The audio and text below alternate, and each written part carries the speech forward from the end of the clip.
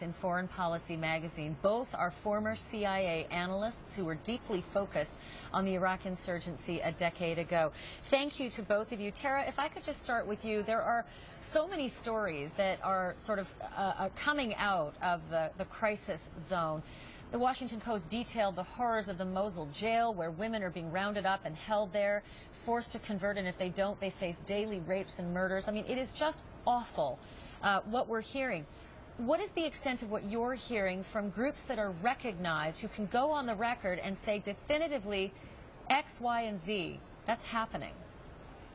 Well, actually, as Aki and I wrote in our piece, there have been scattered reports from the UN, from Amnesty International, and media press reports on the ground about women and children being raped, having sexual violence carried out against them. And one of the things that we were struck by was that it seemed to be mentioned oftentimes in the press and by policymakers as an afterthought or as a passing remark in a speech. And really, when we worked in government and in general, it's not something that's systematically tracked in the same way that VBIED, vehicle-borne, improvised explosive device, or car bombs are tracked, or assassinations are tracked, or just, roadside bombs are tracked. So we were wondering why, and that's what was the genesis of the piece. Why isn't this type of violence as a tactic being used by these groups tracked in the same way or garnering the same attention as a marketplace bomb that injures or wounds people, outdoors in a Baghdad marketplace? So that's, what caught our attention about the issue, and that's why we wanted to write the piece.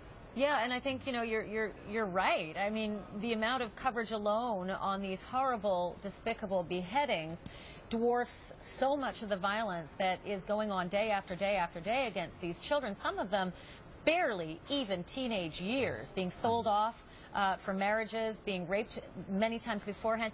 Aki, if you could speak to the notion that there is competing wisdom that this is either a strategy, a wartime strategy to in a way ethnically cleanse their ability to even marry or procreate in the future, or if this is like the spoils of war. I hate to say this, but the fun that ISIS soldiers get to have after they have conquered a village. Absolutely. Sexual violence has been around since antiquity, both as a, I guess, as you said, a spoils of war situation, but it's also a very good strategy. And I think that's where the United States intelligence community should really start tracking this in a much better way.